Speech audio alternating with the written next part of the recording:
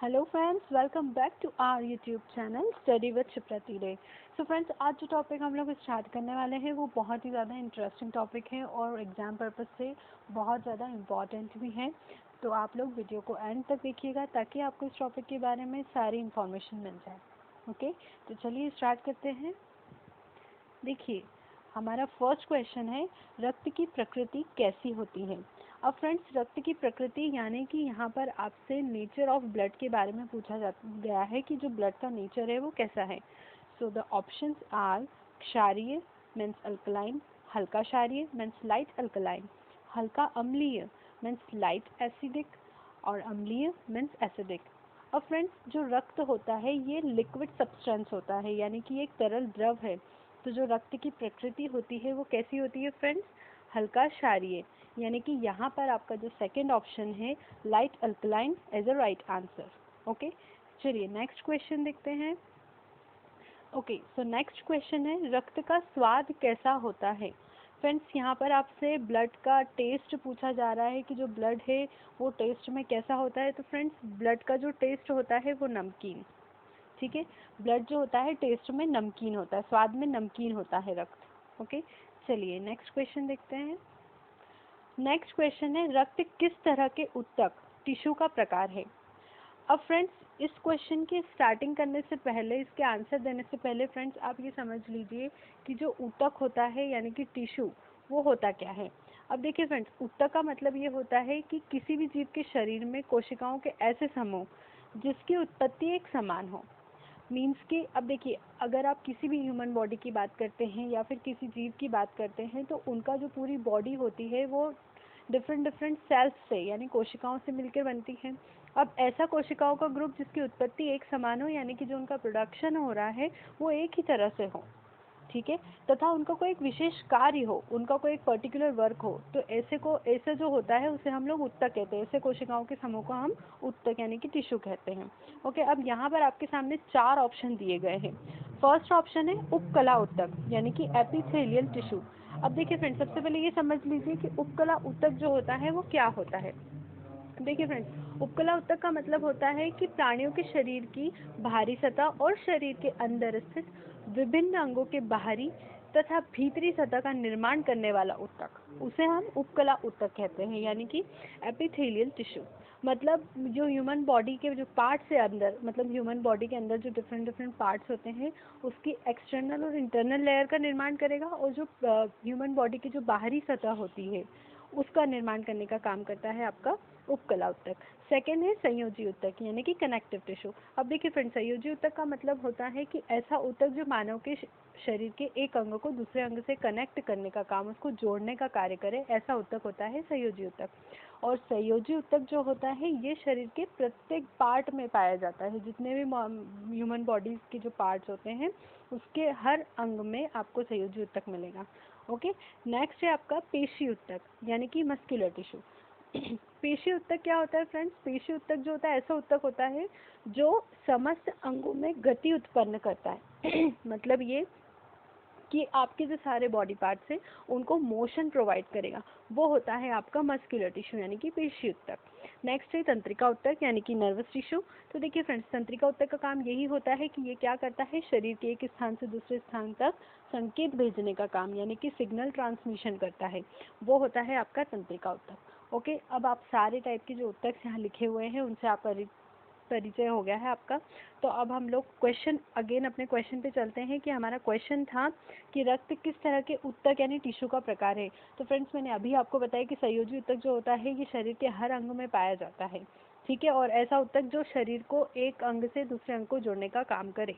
तो यहाँ पर रक्त जो है वो किस तरह का ऊतक है, संयोजी ऊतक यानी कि कनेक्टिव टिश्यू। ओके, और फ्रेंड्स आपको ये भी बता दूं कि रक्त जो होता है ये सबसे तरल संयोजी ऊतक है। ओके, तो चलिए नेक्स्ट क्वेश्चन देखते हैं। हाँ फ्रेंड्स, हमारा नेक्स्ट क्वेश्चन है, मानव शरीर में औसतन कितना लीटर रक्त पाया जाता है।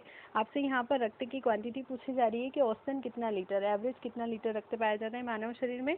तो फ्रेंड्स, मानव शरीर में रक्त की जो औसतन जो होती है क्वांटिटी वो होती है 5 to 6 लीटर, यानी कि आपका जो सेकेंड ऑप्शन है वो करेक्ट है। ओके, चलिए नेक्स्ट क्वेश्चन देखते हैं। नेक्स्ट है पुरुष मेल में कितना लीटर रक्त पाया जाता है।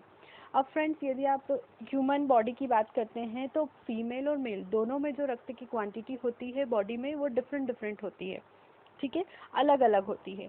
पुरुष के अकॉर्डिंग देखें तो पुरुष की जो बॉडी होती है उसके अंदर रक्त की जो मात्रा होती है वो होती है 5.8 लीटर, यानी कि third option is correct. And female यानी महिला में कितना लीटर रक्त पाया जाता है, तो फ्रेंड्स महिलाओं में जो रक्त की मात्रा होती है वो होती है 4.5 लीटर। कि जो महिलाओं में जो रक्त की क्वांटिटी होती है, जो रक्त पाया जाता है महिलाओं में, वो होता है 4.5 लीटर। ओके, चलिए नेक्स्ट क्वेश्चन देखते हैं। नेक्स्ट है मनुष्य के शरीर में रक्त की मात्रा कुल भार का कितना प्रतिशत होती है। अब फ्रेंड्स यहाँ पर आपसे ये पूछा जा रहा है कि जब आप एक ह्यूमन बॉडी को मेजर करते हैं, अगर उसमें आपको रक्त की जो क्वांटिटी है उसको पता लगाना है तो आप कैसे पता लगाएंगे। अगर आपको उसका टोटल वेट पता है तो आप कैसे पता लगाएंगे। तो देखिए फ्रेंड्स, जो मनुष्य के शरीर में रक्त की मात्रा होती है वो कुल भार का कितना प्रतिशत होती है, 8%, यानी कि 8% होती है। ओके, तो यदि आपको किसी भी ह्यूमन बॉडी में रक्त की मात्रा पता लगानी है तो आप, अगर आपको उसका टोटल वेट पता है तो आप इजीली उसमें टोटल जो उसके शरीर में रक्त की मात्रा है उसको कैलकुलेट कर सकते हैं। तो यहाँ पर आपका राइट आंसर 8% हो जाएगा। ओके, चलिए नेक्स्ट क्वेश्चन देखते हैं। नेक्स्ट है रक्त की सांद्रता विस्कोसिटी कितनी होती है। अब फ्रेंड्स क्वेश्चन का आंसर करने से पहले आप ये समझ लीजिए कि सांद्रता यानी कि विस्कोसिटी क्या होती है। देखिए विस्कोसिटी जो है वो तरल के गाढ़ेपन या फिर उसके बहने के प्रतिरोध की क्षमता को कहते हैं। यानी कि यहाँ पर आपसे रक्त के गाढ़ेपन के बारे में पूछा गया है, ठीक है, रक्त के गाढ़ा की वो कितना गाढ़ा होता है उसके बारे में पूछा है। तो रक्त की सांद्रता जो विस्कोसिटी होती है वो कितनी होती है फ्रेंड्स, वो होती है 5.2। Here is second option is right, कि रक्त की जो सांद्रता होती है वो कितनी होती है, 5.2 की रक्त जो होता है इतना गाढ़ा होता है फ्रेंड्स, ठीक है।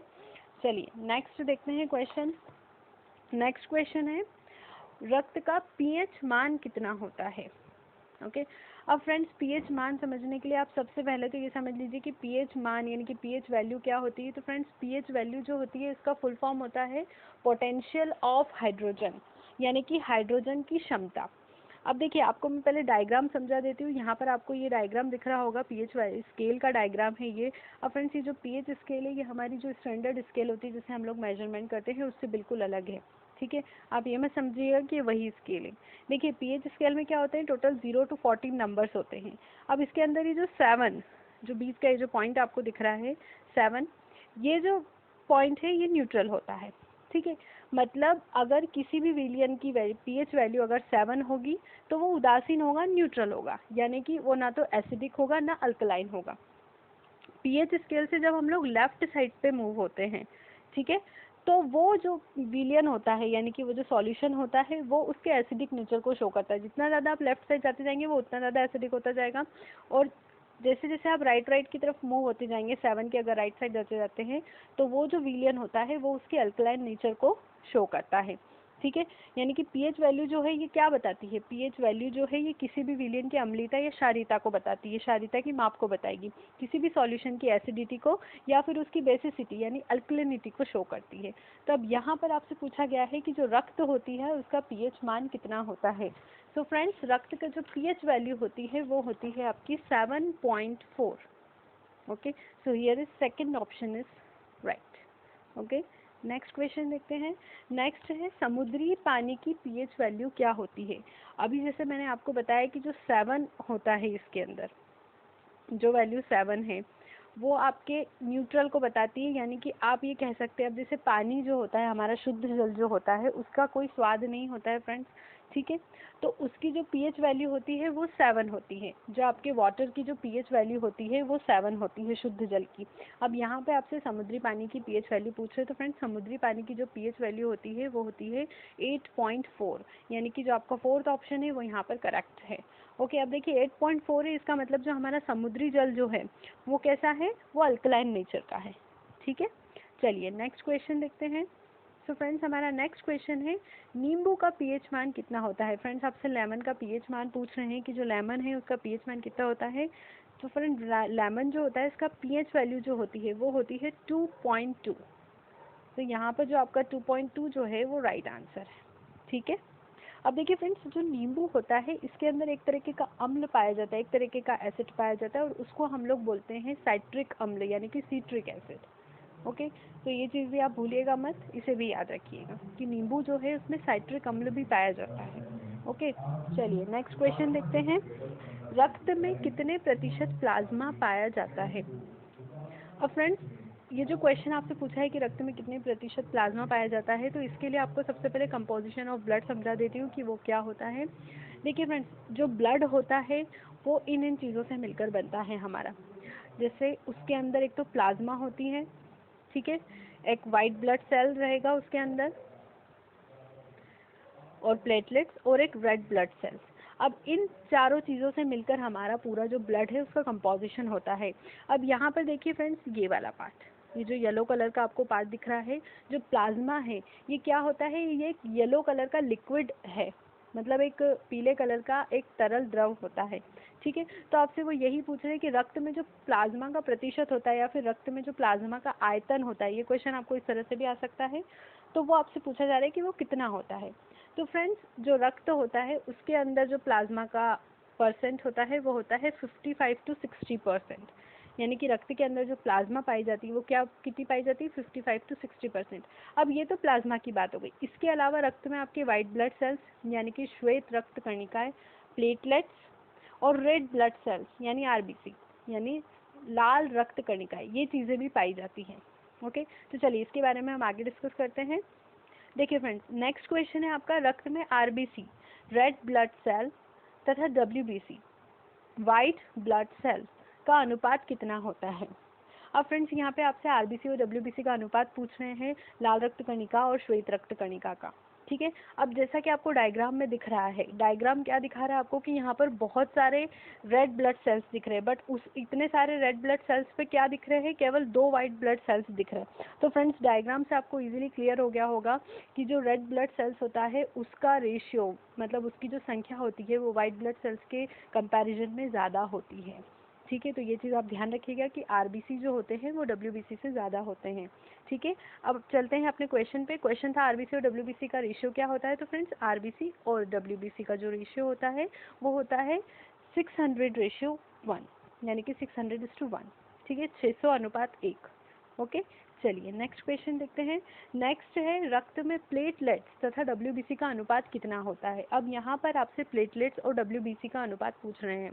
अब जैसा कि आपको डायग्राम में दिख रहा है, देखिए फ्रेंड्स, ये जो सारे ये इतने बड़े बड़े जो आपको दिख रहे हैं, ये है सारे रेड ब्लड सेल्स, और ये जो आपको यहाँ पर वॉयलेट कलर के दिख रहे हैं ये जो है ये वाइट ब्लड सेल्स है। इसके अलावा ये जो फाइन क्वांटिटी आपको छोटे छोटे से दिख रहे होंगे, एक फाइन बिल्कुल पार्टिकल दिख रहा होगा एक छोटा सा, ये है आपकी प्लेटलेट्स।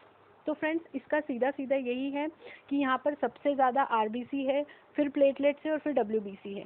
तो आपको यहाँ पर डायग्राम में ये चीज़ तो क्लियर हो ही गई होगी फ्रेंड्स कि सबसे कम जो होती है वो डब्ल्यूबीसी की संख्या होती है, ठीक है। अब इसमें आपसे क्वेश्चन पूछा है कि जो प्लेटलेट्स होती है और डब्ल्यूबीसी का जो रेशियो है वो कितना होता है? तो फ्रेंड्स, प्लेटलेट्स और डब्ल्यूबीसी का रेशियो जो होता है वो होता है 44:1, यानी कि 44:1।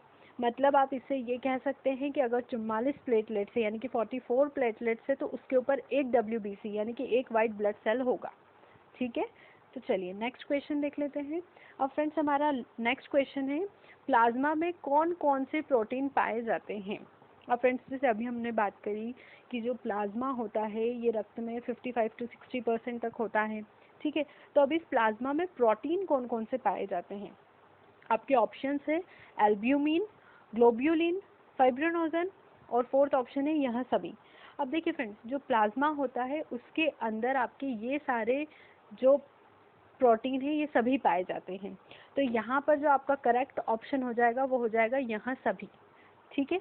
तो प्लाज्मा में कौन से 3 प्रोटीन पाए जाते हैं? वो है एल्ब्यूमिन, ग्लोब्यूलिन और फाइब्रिनोजन। ओके फ्रेंड्स, तो फ्रेंड्स, आपको वीडियो कैसा लगा इसके बारे में हमें कमेंट बॉक्स में ज़रूर बताइएगा। वीडियो को लाइक ज़रूर कीजिएगा, ज़्यादा से ज़्यादा लोगों के साथ इसे शेयर करिए ताकि उन्हें भी इस जानकारी के बारे में पता चले। और यदि आपने हमारे चैनल को अभी तक सब्सक्राइब नहीं किया है तो फ्रेंड्स प्लीज़ हमारे चैनल को सब्सक्राइब करिए। Okay, thank you.